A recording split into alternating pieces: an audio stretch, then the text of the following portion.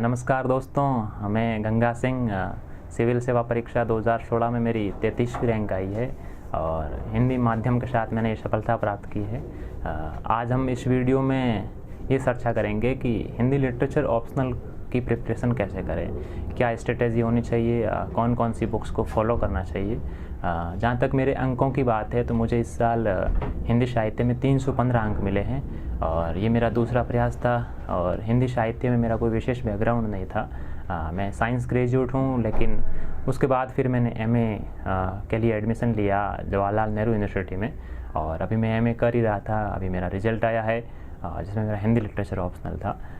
तो मैं हिंदी लिटरेचर में जो स्ट्रेटेजी मैंने फॉलो की उसके जो बिंदुज है, जो पॉइंट्स है वो मैं आपके साथ शेयर करूँगा। तो फर्स्ट टाइम यही मतलब स्टूडेंट की क्वेरी रहती है कि हम हिंदी लिटरेचर को लें तो क्यों लें। क्योंकि मुझे लगता है कि हिंदी मीडियम के मैक्सिमम एस्पिरेंट्स के सामने ये समस्या आती है कि वो कौन सा ऑप्शनल सेलेक्ट करें, क्योंकि हिंदी मीडियम में लिमिटेड ऑप्शंस हैं। तो मैं यही कहूँगा कि अगर आप इतिहास, किसी भी भारतीय भाषा का साहित्य जिसमें हिंदी और संस्कृत बहुत ही लोकप्रिय है, भूगोल, राजनीति विज्ञान या दर्शन शास्त्र में से अगर किसी एक सब्जेक्ट का चुनाव करें और उस पर अच्छे से पकड़ बनाएं तो आपको अच्छे मार्क्स आएंगे, क्योंकि ये सब्जेक्ट्स हिंदी माध्यम में बहुत ही अच्छे से चल रहे हैं, अच्छा परफॉर्म कर रहे हैं पिछले सालों में। जहाँ तक हिंदी लिटरेचर की बात है तो बहुत ही छोटा विषय है, संक्षिप्त है, अंकदायी है, रोचक है। और मैंने जैसा कि जेएनयू में पिछले 2 सालों में पढ़ा है, तो जो स्ट्रेटेजी मैंने फॉलो की है उसके कुछ पॉइंट्स हम डिस्कस करते हैं। हिंदी लिटरेचर में बात आती है कि हम भाषा खंड को कैसे प्रिपेयर करें, क्योंकि भाषा खंड के 3 क्वेश्चन हमें अटेम्प्ट करने रहते हैं जो कि 150 अंकों के होते हैं। और भाषा खंड में विशेष बात यह है कि इसकी मार्किंग मैथमेटिक्स की तरह होती है। अगर पूछा गया है कि कौन कौन से सर्वनाम है, उदाहरणों सहित बताइए। अगर ये 15 अंकों का क्वेश्चन है और आप उसे एज इट इज़ जैसा आप जानते हैं सही लिख देते हैं तो आपको 15 में से मैक्सिमम मार्क्स मिलने की संभावना रहती है।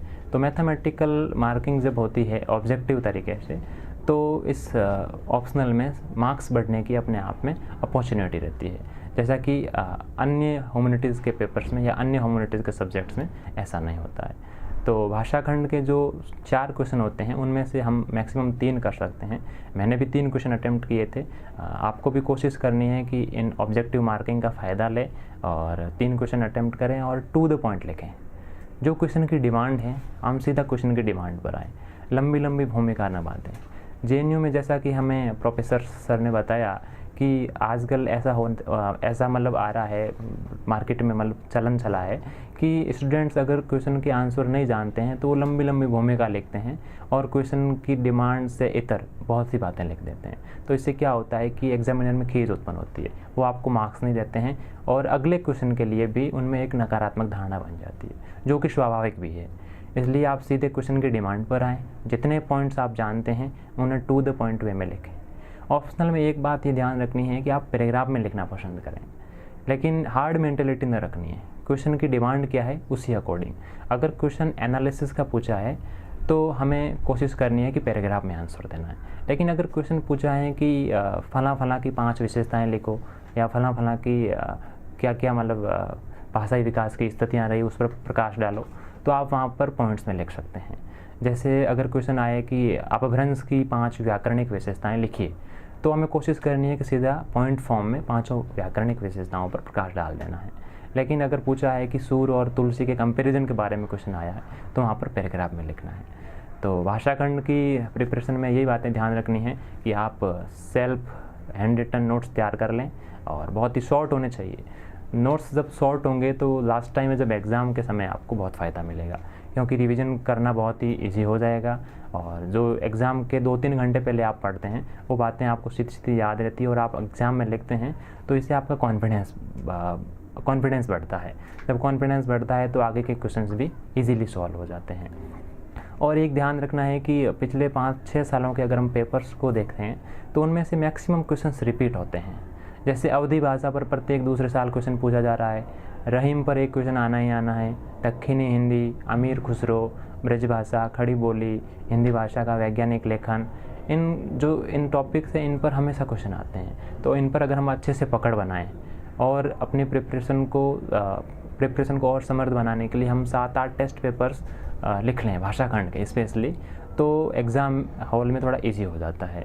एग्ज़ाम हॉल में आपको एक्स्ट्रा एफर्ट की आवश्यकता नहीं रहती है, सीधा क्वेश्चन को पढ़ते ही आप आंसर लिखना शुरू कर देते हैं, तो आपका कॉन्फिडेंस बढ़ता है। वहाँ आपको कोई भी नया क्वेश्चन नहीं लगेगा अगर आप 7-8 मॉक टेस्ट पेपर सॉल्व कर लेंगे, यूपीएससी के 2011 से 2017 तक के पेपर सॉल्व कर लेंगे और एक बार पूरे सिलेबस को अच्छे से पढ़ लेंगे।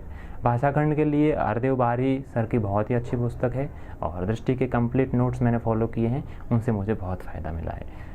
भाषा खंड से जब आगे बढ़ते हैं तो बात आती है साहित्य इतिहास की, कि साहित्य इतिहास में क्या क्या बातें ध्यान में रखनी है। साहित्य इतिहास में भी 2 खंड है, गद्य भाग और पद्य भाग।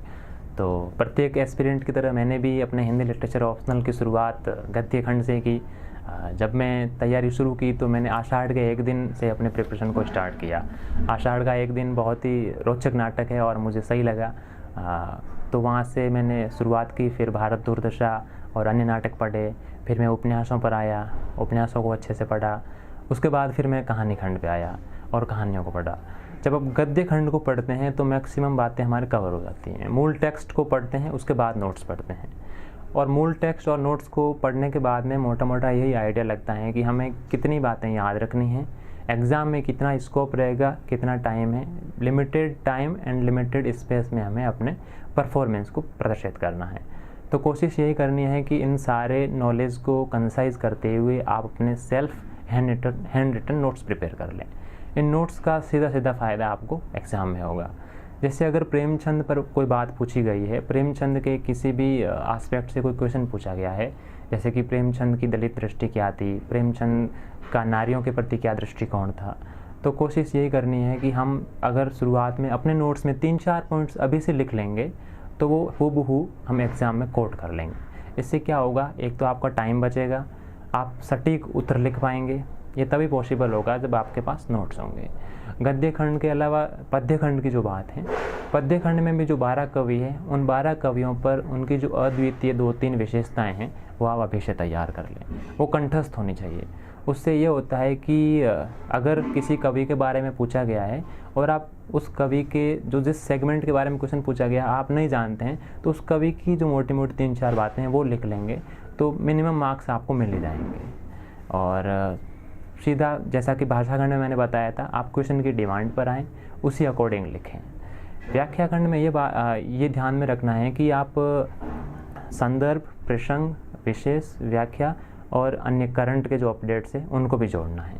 जैसे अगर गोदान की कोई एक व्याख्या पूछी गई है और उसमें अगर किसानों की समस्या के बारे में प्रकाश डाला गया है, तो आप विशेष में ये ज़रूर प्रदर्शित करें कि भारत सरकार वर्तमान में किसानों के लिए क्या कर रही है। जैसे 2022 तक किसानों की आय को दुगना करने का जो टारगेट है वो कितना महत्वाकांक्षी है, क्या हम सफल हो पाएंगे या नहीं हो पाएंगे। तो प्रेमचंद को वर्तमान के परिदृश्य से कनेक्ट करना है। अगर जायसी के प्रेम के बारे में अगर क्वेश्चन है या व्याख्या है, तो वर्तमान समय में हम देखते हैं कि प्रेम के प्रति लोगों का क्या दृष्टिकोण है, उसको भी आप ज़रूर, जैसे कि आजकल हम देखते हैं कि जैसे सूरदास के बारे में अगर पूछा गया है या बिहारी के बारे में पूछा गया है, तो उनका जो भी कंटेंट है उसको करंट से आप ज़रूर जोड़ें। तो पद्य खंड में व्याख्या में आपको ये बातें ध्यान में रखनी है। और अगर कबीरदास जी के बारे में पूछा गया है जहाँ पर उन्होंने किसी सोशल प्रॉब्लम के बारे में बताया गया है, तो उस प्रॉब्लम को वर्तमान परिदृश्य से आप ज़रूर जोड़ें। और अगर किसी रिसेंट के एग्जाम्पल से अगर आप कबीर जी के बातों की पुष्टि करेंगे तो आपको ज़रूर फ़ायदा मिलेगा और एग्जामिनर आपको बहुत अच्छे मार्क्स अवार्ड करेंगे। तो साहित्य इतिहास में भी यही बातें ध्यान में रखनी है।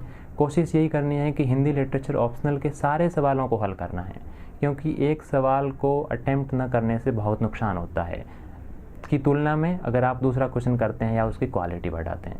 जैसा कि ऑप्शनल के पेपर में ये होता है कि 8 में से हमें 5 क्वेश्चन अटेम्प्ट करने हैं, 5 क्वेश्चंस 50-50 मार्क्स के हैं, तो उन 50 के वापस डिवीज़न है 20-15-15, तो 20 मार्क्स का अगर हम क्वेश्चन छोड़ेंगे तो 20 में से हमें 0 मिलेगा, और 15 मार्क्स का क्वेश्चन हम अगर क्वालिटी इंप्रूव करेंगे तो 8 की जगह 10 मिलेंगे। तो कोशिश यही करनी है कि सारे क्वेश्चंस को अटेम्प्ट करना है।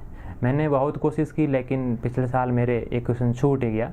तो कभी कभी ऐसा हो ही जाता है, क्योंकि आप शुरुआत के क्वेश्चंस बहुत अच्छी लिखावट में अच्छी क्वालिटी के साथ लिखते हैं तो लास्ट के क्वेश्चन छूट जाते हैं। तो अगर आप क्वेश्चन सारे अटेम्प्ट करेंगे तो आपको बहुत अच्छे मार्क्स मिलेंगे।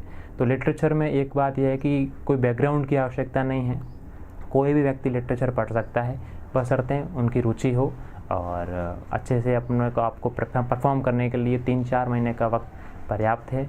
मेरे अच्छे अंक मिले, मुझे अच्छे अंक मिले, इसमें JNU का खास रोल है। JNU में जो मेरे क्लास के साथी है, जो सीनियर्स है और जिन प्रोफेसर से मैं पढ़ा हूँ, उनके जो नॉलेज के जो भाग थे, जो हम आसपास डिस्कस करते थे, वो सारे उस नॉलेज को मैंने अपने एग्ज़ाम में यूज़ किया और मुझे अच्छे अंक मिले।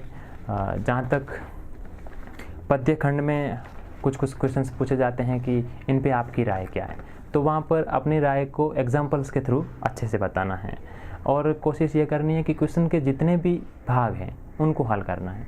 जैसे अगर सूरदास जी की गोपियों के प्रति दृष्टिकोण और काव्य कौशल दोनों के बारे में पूछा गया है, तो मैक्सिमम एस्पिरेंट ये करते हैं कि एक भाग पर ही अपना पूरा उत्तर समाप्त कर देते हैं।